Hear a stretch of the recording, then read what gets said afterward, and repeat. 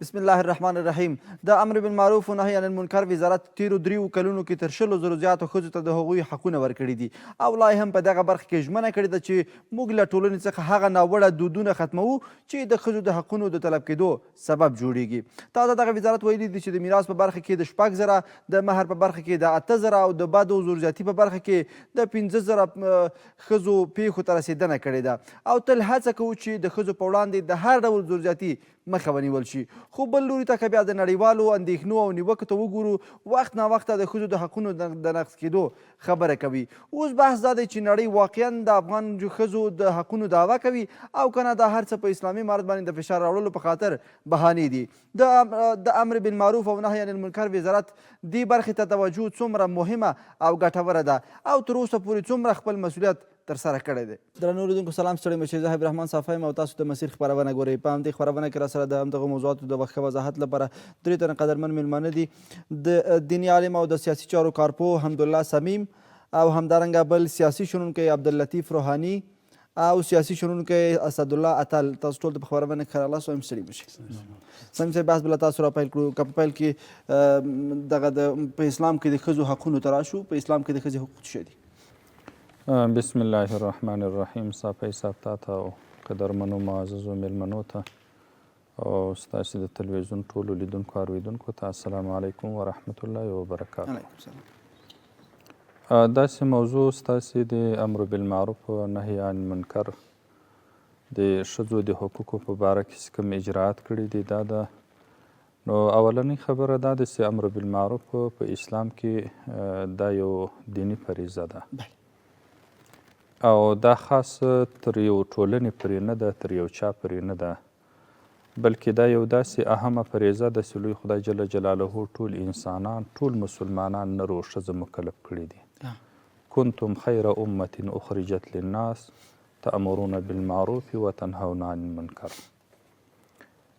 لوی خدای جل جلاله د دغه امت یو صفت دا هم بیان کړی ده چې تاسې خیر د امت یاست، ځکه چې په تاسې کې امر بالمعروف نهی عن المنکر شته. امر بالمعروف نهی عن المنکر دا یو داسې فریضه ده چې مسلمانان هر یو ځان ته مکلف ده چې د خپل وس په اندازه باندې دا کار وکړي.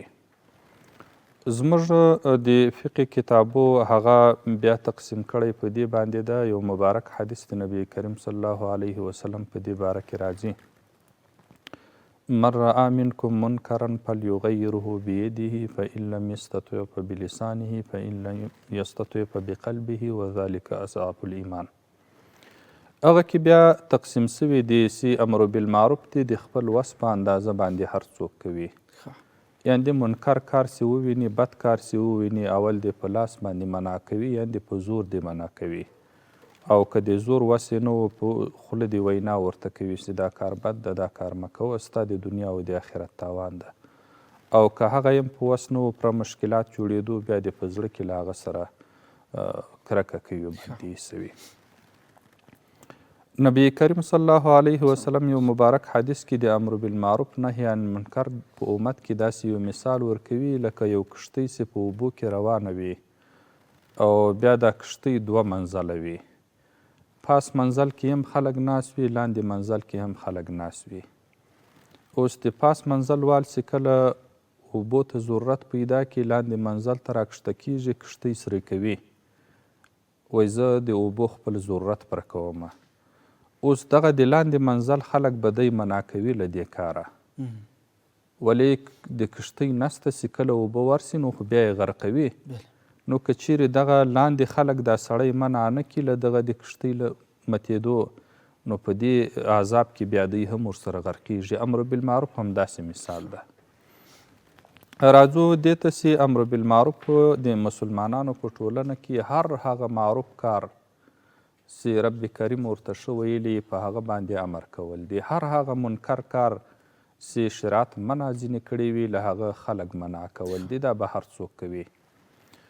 دلته د ښځو په باره کې اسلامي امارت هغه د امر بالمعروف وزارت مربوط ځینې کارونه هغه داسې کارونه وکړو چې هغه د افغانستان دپاره افتخاري کارونه دي. یعنې د هغو په سلسله کې موږ ویلی سو چې تیر نظامونه چې موږ په افغانستان کې لرل د ښځو په برخه کې چې د ښځو کم حقوق دي دا په جبر باندې اخیستل سوي وو. له ښځو ته هغه حقوق نه وو ورکړل سوي چې د دوی خپل مسلم حق وو. لاندې که په دغه حقوقو باندې یو رڼا واچوي چې دغه مسایل لږ واضحه شي. امارت اسلامي په ټوله کې په عموم کې هغه عمده حقوق د دوی چې وو په هغو باندې ډېر کار وکړو، متوجه سو. امیرالمؤمنین صاحب په دې باره کې یو فرمان صادر کړو، امر بالمعروف ته وظیفه ورکړه. په هغو کې یوه مسله د ښځو د میراث مسله ده. زموږ په افغاني ټولنه کې د ښځو میراث دا نه و، یعنې په سلو کې یوې ښځې که میراث اخیستی و هغه هم د کورنۍ به هم بده ایسوله او دې به هم دا ځان به داسې بد ورته ایسېدی چې دا لکه زه چې ناجایز کار کوم او د دې خپل حق و. هغه ته ورونو خپل حق نه ورکاوه یا نورو اقرباو خپل حق نه ورکاوه. دا د ښځې یو مسلم حق و او میراث هغه یو فریضه ده په اسلام کې.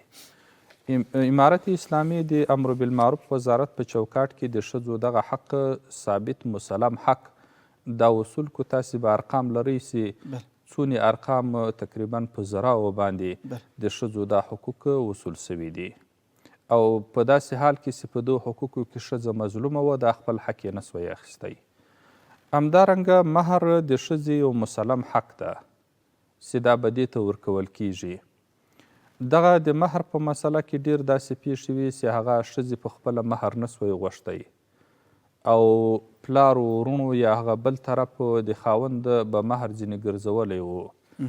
یعنې د دې ذهنیت داسې جوړ سوی و چې داسې ته وغواړي په دې باندې بده ښکارېږي. په سلو کې به یو ښځې مهر اخیستی وي.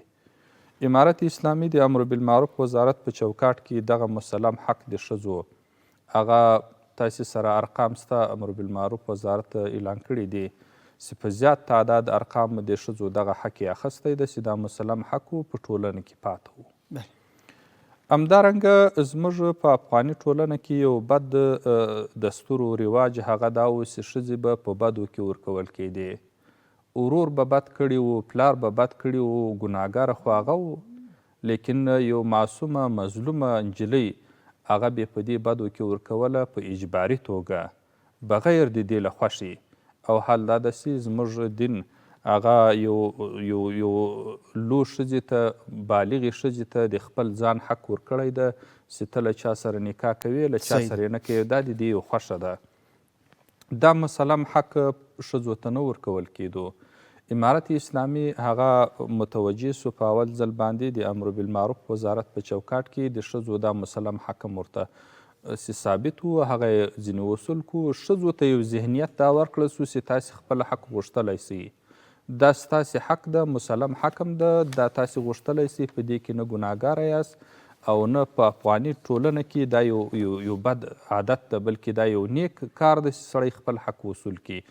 خلکو ته هم دا ذهنیت ورکړل سو چې یو ورور به د خور په مال باندې خېټه اچولې وه، په کلو کلو به دغه مال خوړی او په دې به ګناهګاره هم و او دا به په سوچ کې هم نه راتلو چې زه د خور حق خورم دا به یې وخت ورکومه.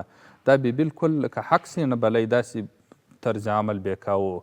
نو امارت اسلامي په ټوله کې مسلمانان نارینه هم د ځای ته متوجه کړو چې تاسې د بل حق بغیر د هغه له رضا دا حق مه خورئ، دا خپل حق یې ورکئ. صحیح، شکر ده. روحاني صاحب، د امر بالمعروف وزارت مخکې چې کوم ارقام په مقدمه کې یادونه وکړله تقریبا 100,000 شاوخوا ښځو ته دوی خپل حقونه سپارلي دي چې بیا هغوی کې مشخص د مهر برخه کې وه او د میراث په برخه کې وه، همدارنګه د بدو په برخه کې چې کومې پیښې د رامنځته شوې هغوی ته رسېدنه شوې ده. څومره مهم فعالیتونه په دغه تېرو 3 کلونو کې ترسره شوي دي او په کوم نظر ارزیابي کوئ تاسو؟ بسم الله الرحمن الرحیم. اول تاسو ته بیا قدرمنو مېلمنو ته لیدونکو ته اورېدونکو ته سلامونه نیکې هیله وړاندې کوم. او د الله جل جلاله نه غواړم چې دا ناسته زموږ دپاره او د افغانستان مظلوم ملت لپاره د خیر او د سعادت ذریعه وګرځوي. که موږ تاسو وګورو د امر بالمعروف او نهي عن المنکر وزارت او یا امر بالمعروف خپله دا کار دا د اسلامي اساساتو له جملې څخه دی، د دې نه څوک سترګې نشي پټولی. دا یو مسلم حقیقت دی، باید موږ تاسو ومنو او دا قبول کړو او د دې لپاره کار کول او د دې لپاره هلې ځلې کول دا هم په عبادت کې شمرلی کېږي، ځکه چې د اسلام د څومره په اسلام کې یا په الله جل جلاله چې څومره انبیاء کرام را لېږلي دي هم د دې موضوع لپاره را لېږلي چې امر بالمعروف دی او نهی عن المنکر ده او دې لپاره کار کول دي. یعنې دا موضوع موږ تاسو که دلته وڅېړو چې په افغانستان کې د ښځو حقوق چې نن امر بالمعروف ورته تثبیت کړل یا یې ورکړل او دا په تیر کې څومره ورکو او څومره کار ورته شوی او نن څومره کار ورته وشو او څومره تثبیت شول او دا د خلکو لپاره به څومره هرکلی وکولی شي او یا څومره کار شوی دی. موږ وایو چې دلته د افغانستان ټولنه چې ده دا یوه اسلامي ټولنه ده، دا یوه اسلامي جامعه ده، خو لیکن بدبختانه چې دلته داسې رسم رواجونه موجود وو، داسې عنعنات موجود وو، داسې دودونه موجود وو چې د ښځو د حقوق مخه یې نیولې وه. ښځو ته هغه حقوق چې هغه اسلام ورکړي دي، هغه شریعت ورکړي دي، هغه د اسلام په دې باندې مثلا کار کړی دی، هغه نه ورکول کېدل. زه فقط یو خبر ته اشاره کوم، کله چې نبی کریم صلی الله علیه وسلم هغه مبعوث شو، هغه راغی، نو هغې آخري په حجة الوداع کې آخري خبره دا وه چې تاسو د ښځو سره نیک سلوک وکئ، ښه سلوک وکئ، خپل حقوق ورته ورکئ. زما چې اوس هم امر بالمعروف چې کوم کار کړی دی یا کار کوي، دا به په ولایتونو کې زموږ تاسو په قومونو کې، زموږ تاسو په کلیو کې ښځو ته حقوق نه وي ورکړل شوي، نه ورکول کېدل، نه ورکړل شوي وي. که اوس امر بالمعروف په دې باندې څومره هلې ځله وکړي، موږ یې هغه د هرکلی کوو، هغې ته په دې سترګه ګورو چې باید په دې ټولنه کې دغه دودونه، دا رسم رواجونه، د عنعنات چې بد دي دا د منځه یوړ شي. د اوس هم په اطرافو کې ډېرې ښځې د دې نه دي خبرې چې ما ته په میراث کې حق میراث حق مې شی دی او ولې نه راکول کېږي، بلکې دا یو شرم عار بولي چې د خپل حق غوښتنه وکړي. د اوس هم په اطرافو په کلیو کې ښځې د خپل مهر غوښتنه نه کولی شي او نه یې کړې ده او نه تر اوسه ورور پلار خپل اقربه او حق ورکړی دی. دا یو د شرم خبره بولي او دا یادولی هم نشي. په بدو کې ورکولو کې موږ ته شاهدان یو چې په کلو په قومونو کې اوس هم ښځې په بدو کې ورکول کېږي او مخه یې باید په داسې طریقه باندې ونیول شي چې په ابد لپاره دا خبره نوره ختم شي. امر بالمعروف چې کوم ارقام صدر کړي چې موږ مثلا په افغانستان کې د ښځو د حقوقو لپاره دومره کار کړی دی، دا زه وایم چې په واقعیت کې که دا کار شوی وي موږ یې تایید کوو او موږ د دې نه هرکلی کوو. زه وایم چې اوس هم د دې نه باید نور هم زیات کار ورته وکړی شي او د خلک د دې نه آګاه کړی شي چې دا د ښځو مسلم حقوق دی، باید دا حقوق ورته ورکړی شي. د دې بدو عنعناتو رواجونو چې د ښځو د حقوق مخه یې نیولې دو باید د دې مخه ډب کړی شي او په آینده کې هم د دې لپاره نوره پرمختګ ورکړی شي، تر څو د جماعت د دې بدبختیو نه خلاصه شي او د ښځو ته هغه مسلم حقوق ورکړی شي چې هغه د دوی خپل حقوق او حق دی. کورودن اتل صاحب ستا نظر لنډ اخلو د امر بالمعروف وزارت په دغه وروستیو فعالیتونو باندې بیا به نور مسایلو باندې بحث کوو. بسم الله الرحمن الرحیم. صافی محترم تاسو ته، قدرمنو میلمنو ته، تاسو همکارانو ته، ټولو لیدونکو او اورېدونکو هیوادوالو ته السلام علیکم ورحمت الله وبرکاتو. دا خو یو روښانه حقیقت دی صافی صاحب محترم چې په دې څه باندې 3 کلونو کې چې کوم حقوق، هغه شرعي حقوق اسلامي امارت ښځو ته ورکړي د ځمکې په مخ باندې وجود نه لري. داسې که موږ ځیر سو نه په اسلامي هیوادونو کې دغونه حقوقو ته یعنې توجه سوې چې ښځو ته ورکول سي او نه غرب خو هغه د ټولو ته معلومات کیږي. اسلامي امارت چې کله حاکم سه واقعا دلته یو یعنې تیر څو لسیزو کې په دې 20 کلونو کې ځانګړي ډول باندې دلته فکري او حربي یرغل سوی و. دلته داسې ذهنیتونه جوړ سوي وو چې ښځې په حقوقو کې افراط ته رسولی وي، لکه غرب کې چې د اوس د ښځو دپاره کوم حقوق دي هغه د افراط تر حد رسېدلي دي چې هغه یوه جفا ده د یو انساني کرامت په وړاندې چې هغه ښځه ده. ښځه ټولنه کې یوه ځانګړې ځایګاه لري، ځای لري، بې د ښځې نه ټولنه نسي تشکیلېدلی. ښځه ده چې یوه ټولنه را تشکیلیږي، یو بشریت رامنځته کیږي، مثال د هغې په واسطه یعنې نسلونه اضافه کیږي، تاریخونه بدلولی سي.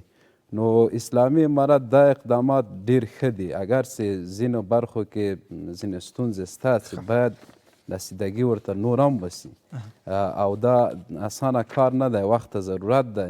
موږ که فکر وکړو په دې 100 کلونو کې داسې فکري یرغل سوی و دلته چې په ښارونو کې د افغانستان په ښارونو کې د ښځې حقوق افراط تر کچې وه. مثال یې دومره ازادي چې اوس ښځې بازار ته ووځي بې بندوباره په تحصیلي ماحول کې یعنې غیر شرعي چوکاټ دا یو افراط و چې د ښځې په وړاندې د ښځې هغه شخصیت و کرامت باندې یو تجاوز تیری و. خو لله الحمد اسلامي امارت تر ډیره حده د دغه مخه نیولې ده. هغه خلک چې د دغه نه متاثره سوي د دغې تیرې 100 کلنې فکري جګړې نه نن موږ وینو داسې ښځې د افغانستان یعنې ښځې دي خارج ته بهر تلي په ټیک ټاکونو کې څه لوبې راخیستې دي چې د افغانستان تاریخ ته صدمه هغو ورسوي، ځکه هغه خو د کفر فکري یرغل تاثیرات و چې موجود و دلته چې تر هغه حده د موږ مؤمنې خویندې میندې ورسولې چې دا د اسلامي ټولنې په وړاندې ډېره غټه بدنامي ده. په ټیک ټاک کې نومونه سړي حیا راځي چې واخلي. دا اوس څه روان کړي دي په نورو اجتماعي رسنیو کې دا د هغو د فکر د فکري دا د تېر 100 کلن اشغال پایله وه چې افغانانو ته پرېښودله. بالکل د یعنې تېر اشغال دغه نتیجه وه چې افغانانو ته پرېښوده چې نن د هیواد نه بهر ښځې تللې دي هغه داسې ملنډې حتی هغه اسلامي چوکاټ باندې یعنې هغه نه کوي، تیری کوي، ځینې وخت اسلامي شاعرو ته توهین کوي چې دا یوه ډیره یعنې تباه کوونکې استثمار و چې په افغانستان کې غرب کړی. یو مهمه موضوع چې د امیر بالمعروف په دغه وروستیو لاسته راوړنو کې ذکر کړې وه تقریبا 8000 پیښو ته دوی په بدو کې چې کومې ښځې ورکول کېدلې 15000 البته په بدو کې چې ورکول کېدې یا زور زیاتی ورسره کېده دغه پیښې هم ثبت شوي دوی ورته رسېدنه کړې ده. څومره مهمه وه د دغه دود ختمول په افغانستان کې، ځکه دا داسې یو پدیده به داسې یو کړنه وه چې هم د ښځې حقوق طلب کېدل او هم ورسره په هر قسمه زور زیاتی ناوړه چلند ورسره کېده. بیا د هغوی کورنۍ د خوا نه چې دا به کومې کورنۍ ته تلله هلته بیا بل ډول سلوک ورسره کېدل، یعنې په هر لحاظ د هرې نګاه نه د ښځې سره یو ډول زور زیاتی ترسره کېده. څومره ښه شو چې د دغې پدیدې مخه ونیول شي او لا په دغې برخه کې باید اقدامات ترسره شي. صافی صاحب محترم، د موږ په ټولنه کې افغانستان کې چې د موږ ولسونه ټول متدین ولسونه دي، که هغه نارینه دي که ښځینه دي، د تاریخ په اوږدو کې دا ثابته کړې ده. په دین باندې ډیر پابند خلک دي، عقیده‌ای مخلص متعهد خلک دي. ځینې دودونه په د موږ ولس کې دومره مهلکه دي چې یعنې د شریعت نه ورآخته موږ په ځینو دودونو کې دونه غیرت کړی ده چې شریعت هغو ته حدود ټاکلي دي. موږ هغو کې دومره افراط کړی، غیرت هم کړی یعنې غیر شرعي و قانوني چې هغه د ټولنې د یو قشر د تباهي سبب ګرځېدلي.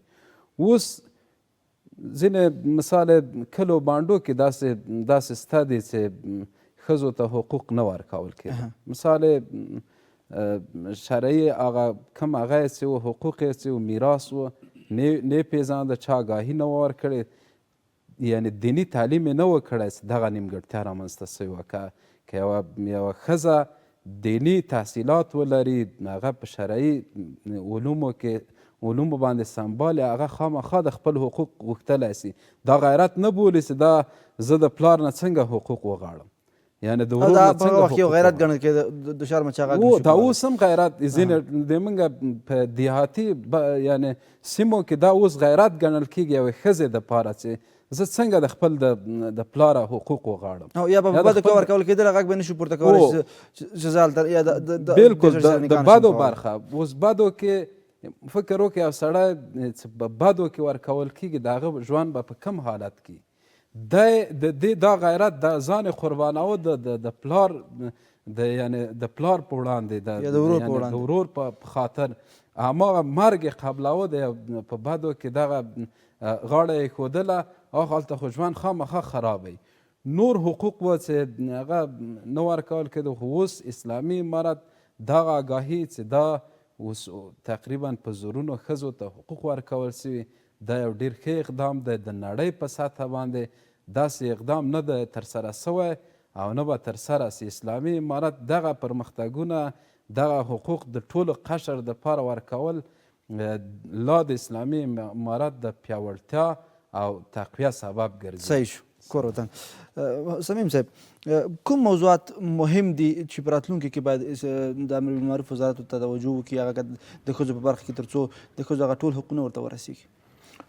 امر بالمعروف وزارت هغه په ټوله کې مکلف ده چې هغه منکر کار چې په ټولنه کې وي، که د ښځو په برخه کې وي او که د نارینهو په برخه کې وي، دوی مکلف دي محتسبین ګمارلي دي چې د هغه مخنیوی وکړي.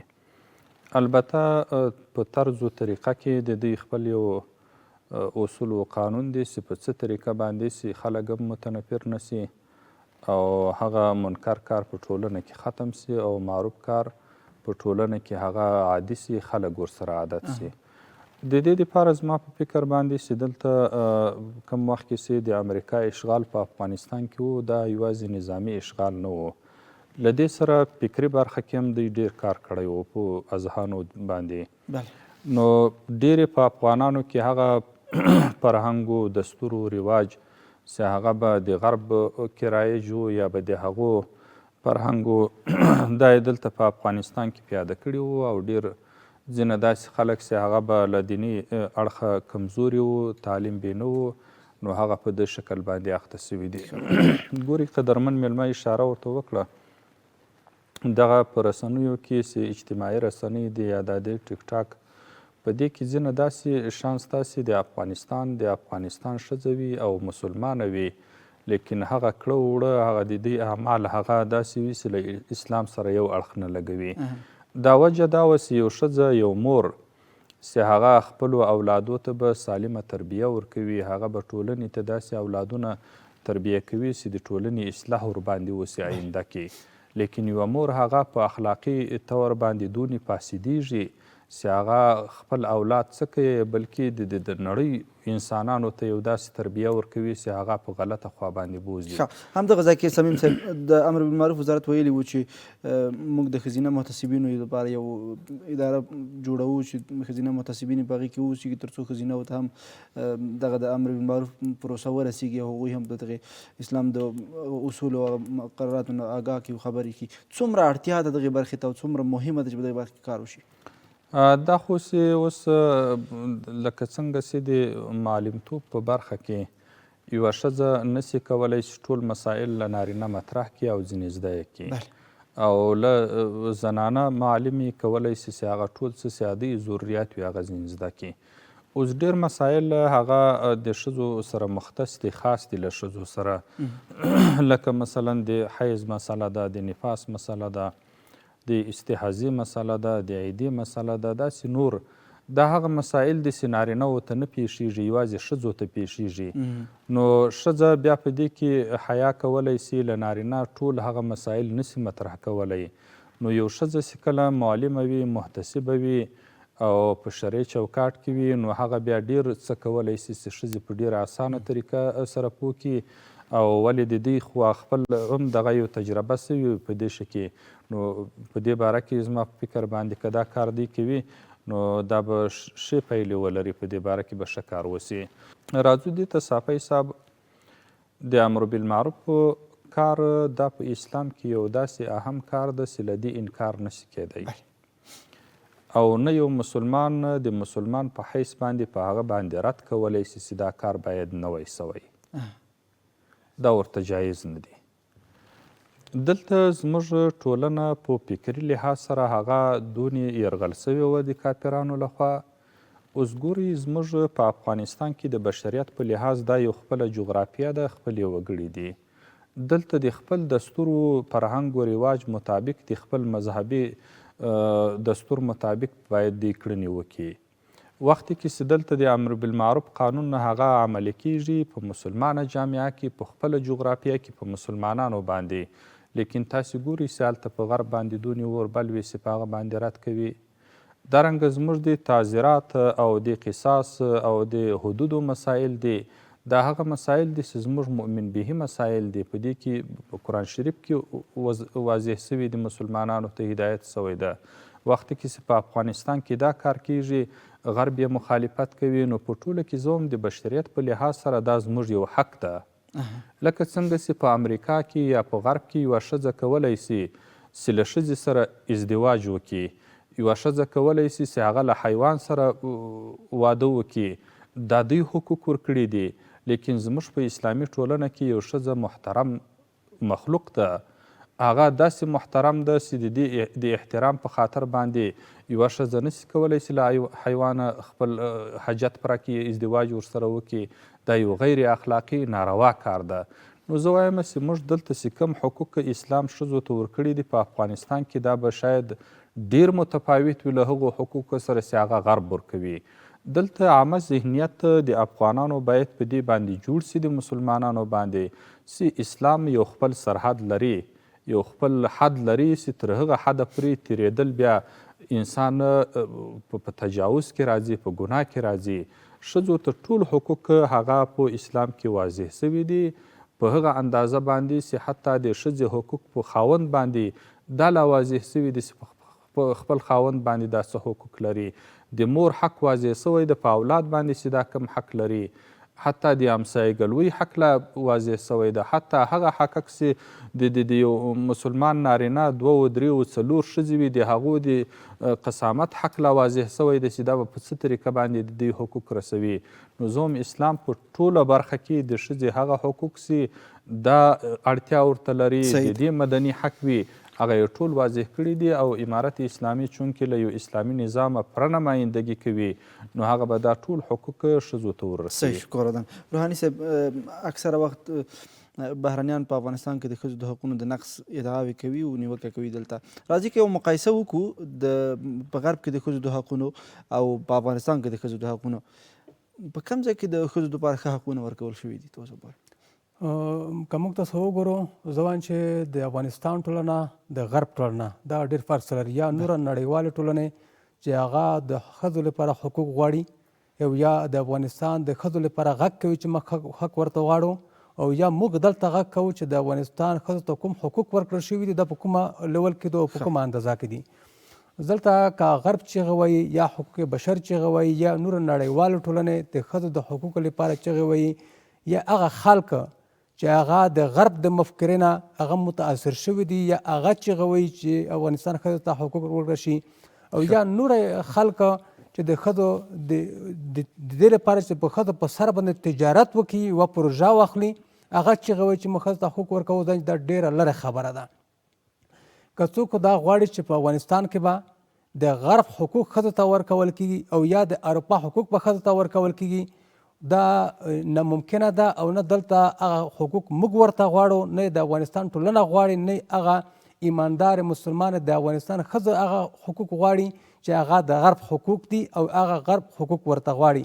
په غرب کې که موږ تاسو وګورو، ښځه د فقط یو سمبول دی، هغه د دې لپاره د یو نمایش لپاره د یوه نمایشګاه لپاره د دې لپاره ساتل کېږي چې په هر ځای کې یا په اعلان کې ورکړي او یا په نمایشګاه کې.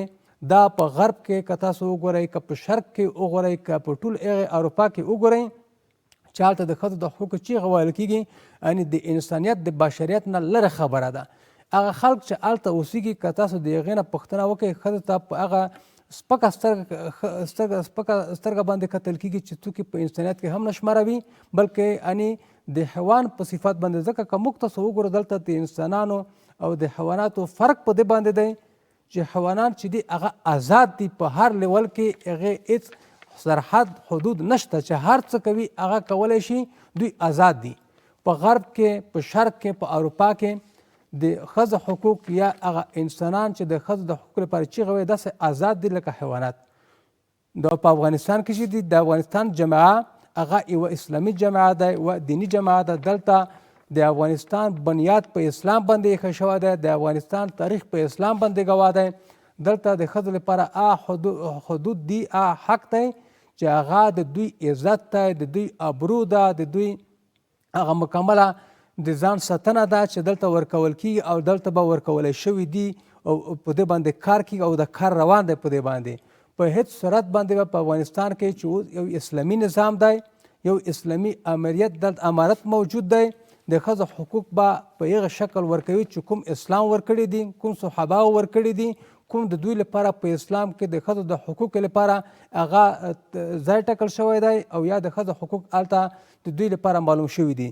دا اوس هم د غرب توپیر او د افغانستان د اسلامي جامعې توپیر د ډېر سره لرې دی. په دې کې ډېر باون باید موجود دی. په هېڅ صورت باندې دلته نه د ښځو حقوق به طلب شي او نه به طلب کېږي. او په بعضې ځایونو کې مشکلات شته، ستونزې شته. موږ غواړو چې دا ستونزې مشکلات د ښځو د حقوقو په باره کې چې څومره دي هغه چې ورکړل شي، نور دا ورکړی شي، نور د دې لپاره کار وکړل شي. لکه په 3 کلونو کې چې څومره کار ورته وشو او د دې لپاره کار کېږي او کار روان دی او په دې باندې امر معروف افتخار اخلي چې موږ د ښځو حقوق ورکړل او ورکوو یې. زه وایم چې نور د هم قدمونه واخلي د دې لپاره چې کوم حقوق یې پاتې دي، که د تعلیم په برخه کې دی، که د صحت په برخه کې دی، که په نورو برخه کې دي، هغه ورکړل شي او د لپاره کار وکړل شي تر څو په آینده کې د افغانستان خلق د یو اسلامي نظام نه هغه شکرګزاره اوسي او د اسلامي نظام د تل لپاره په ایښو کې او دلته تل لپاره پاتې شي. اتل صاحب، هغه حقوق چې نړیوال په بهر کې نړیوال خپلو ښځو ته ورکوي په خپلو حکومتونو کې، همدا د ښځو حقوق دي؟ قطعا صافیس محترم، کوم حقوق چې د اوس په غرب کې ښځو ته ورکول کېږي دا د ښځو سره یوه لویه جفا ده.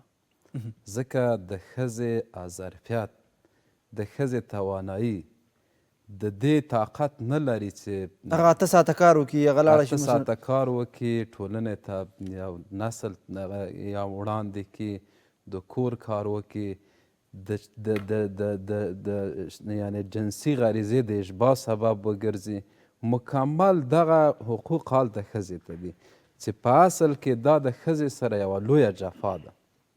ځکه موږ یعنی په دې دنیا کې که موږ وګورو 2 ډول قوانینو په رڼا کې خلک ژوند کوي. چې یو د قرآن په رڼا کې ژوند دی چې هغه کې فلاح ده، هغه کې یعنی کامیابي ده، هغه کې سکون دی چې په حقیقي توګه تطبیق سي. داسې نه، ځینې وخت کې په شریعت کې په اسلام کې ستونزه نه وي، په اشخاصو کې ستونزه وي. ځکه اشخاص چې د اسلام تطبیق ونه کړي دا د اشخاصو ستونزه سوه، نه د اسلام ستونزه. اسلام د ټولو دپاره داسې یو لارښوونه کړې چې د دنیوي او اخروي یو کامیابه ژوند څخه یو انسان ته ټول امکانات برابر سوي چې په دې یعنی د اسلام د چوکاټ لاندې څوک ژوند وکړي هغه به هم د دنیا د خوندونو د ښه ژوند څخه برخمني، هم د اخروي ښه ژوند څخه برخمني. بل چې دی د انساني قوانینو په رڼا کې د انسانانو ژوند دی. اوس په غرب کې لاسي جوړ سوي قوانین د کفارو لخوا ښځه د یوالې په توګه ترې استفاده کوي. موږ که یعنی د اسلام نه مخکې د دې کفارو حالت وګورو، کفارو خو ښځې ته بیخي د انسان په سترګه کتل نه، هغه کرامت خو لا پرېږده، هغه یې د یو حیوان په توګه بلله. هغه باندې به یعنی نارینه شرمېده چې په ښځه باندې په ژوندۍ به یې خښوله. همداسې یعنی حیض به چې راغی په یوې ښځې باندې یعنی کفري ټولنه کې د اسلام نه مخکې هغه ته به په یوې تورې کوټه کې یوه مړۍ ډوډۍ د یو سوري نه ورقلاچوله چې هغه ونه ویني. د هغه نه نفرت کاوه، یعنی ښځې ته د حقوقو په سترګه نه کتل، انسان په سترګه نه کتل. نن برعکس اعماقه حقوق بیا په غربي ټولنه کې ښځه ورسره لاس و ګریوان ده ورکول کیږي. نن لږ ور عصري سوي دي هغه حقوق د کفري ټولنې، ځکه عصري سوي چې افراط تر کچې رسېدلې. ښځه ازاده سوې ده، ښځه یعنی دومره تر افراط ازاده سوې چې حق لري چې هر چا سره نامشروع اړیکې ټینګې کړي، هر څوک ورباندې په هر ځای کې بې ځایه مثال یعنی تیری وکړي. دا ټول هغه حقوق دي چې د اسلام د انسان د هغه انساني کرامت سره یعنی په ټکر کې دي. اوس موږ وګوره دغه مهلکه حقوق دي چې کفري نړۍ ورکوي.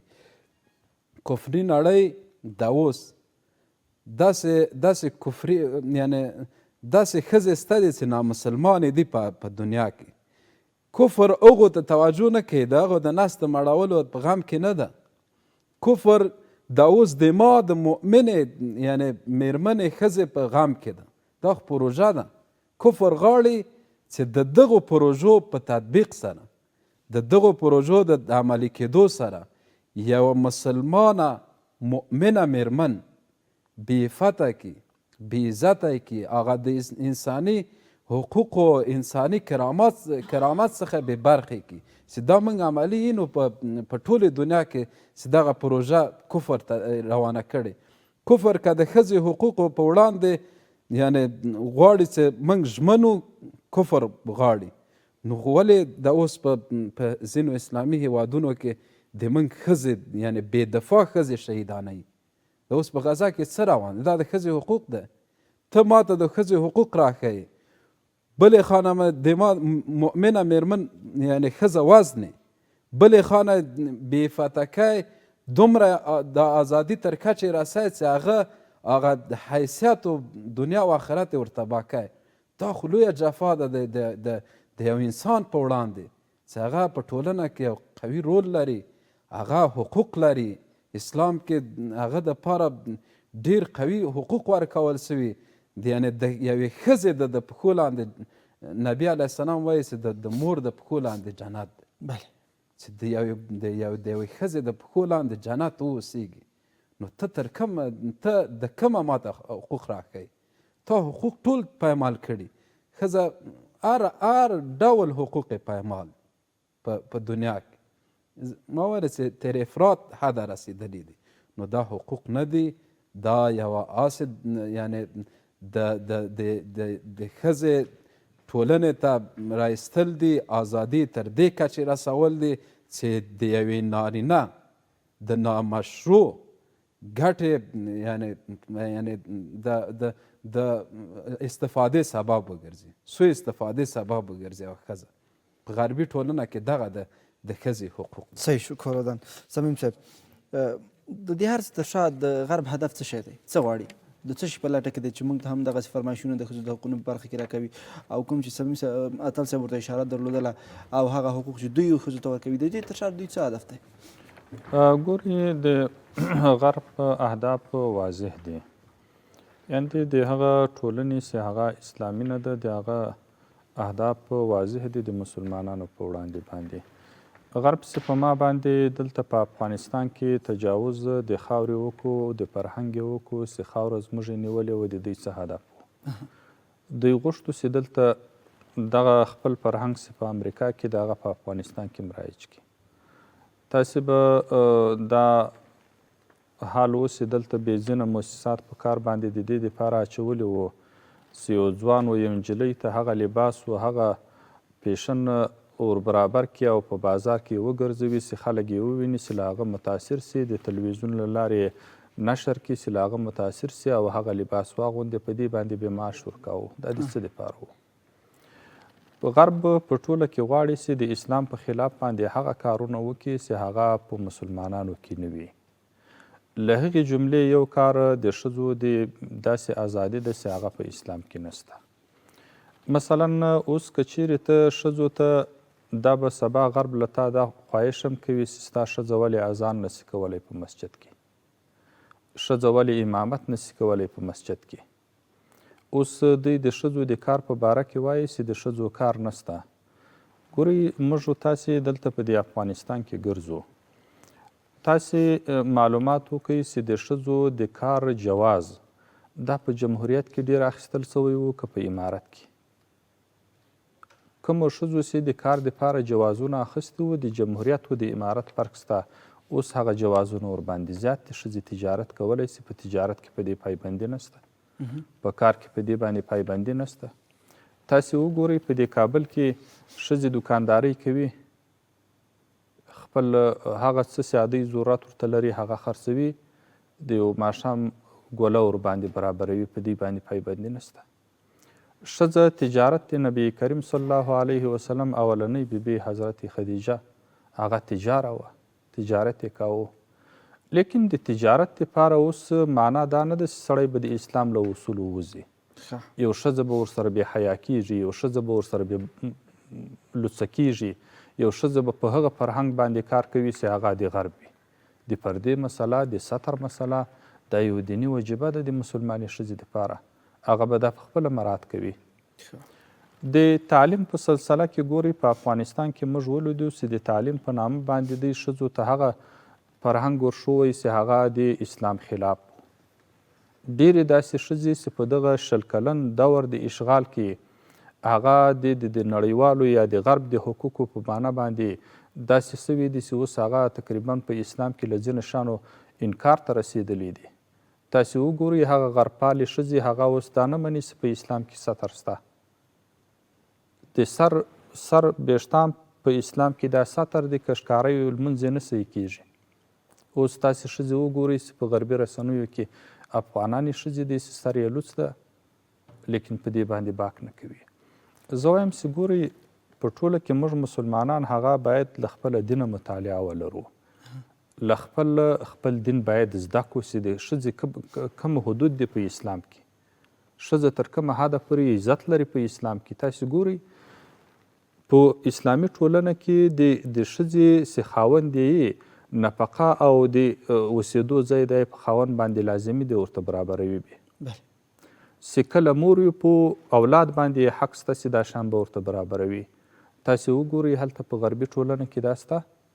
یو ښځه یو څو شپې مخکې یو افغاني میرمن هغه په امریکا کې ژوند کوي، بیا یې ویډیو کړې ده له ځانه، تاسې به لیدلی وي. هغه وایي چې دلته دا خلک وایي چې په امریکا کې داسې وسایي ده د ښځو حقوق دي، دلته وایي زه 12 ساعته یا 8 ساعته زه کار کوم. دا د ښځې هغه بدن چې په کمزوري شکل باندې پیدا سوی وي د دونه سخیم او درنو کارو دپاره نه ده. له دغه وجې اسلام د دې نفقه په بل چا باندې لازمه کړې ده. لیکن هلته هغه ښځه په خپله فریاد کوي، وایي زه 8 ساعته و 10 ساعته کار کوم، اوس به دلته زما د بچو دپاره څه وخت وي، زما آرام به څه وخت وي. په خپله یو ښځې ته داسې ذهنیت ورکول سوی ده چې ته به کوشش کوي چې خپله نفقه په خپله پیدا کړې او هغه په داسې طریقه باندې چې ته به ورسره بې حیا کېږې، بې ستره کېږې به. نو زه وایم چې مسلمانانو ته پکار ده چې هغه له خپله دینه موږ مطالعه ولرو. که همدغې موضوع ته صمیم صاحب لږ د سیاسي اړخه هم وګورو، نړیوال دغه فشارونه په اسلامي امارت باندې په دې خاطر راوړي چې دغه حقوق داسې د ښځو مراعات کړي، د دوی هدف څه شی دی؟ ګورئ د نړیوال ځینې مسایل داسې مبهم مسایل کوي چې هغه د مثلا د ښځو د حقوقو مسله ده. د ښځو حقوق دی تعریف کړي نه دي چې د ښځو کوم حقوق دي.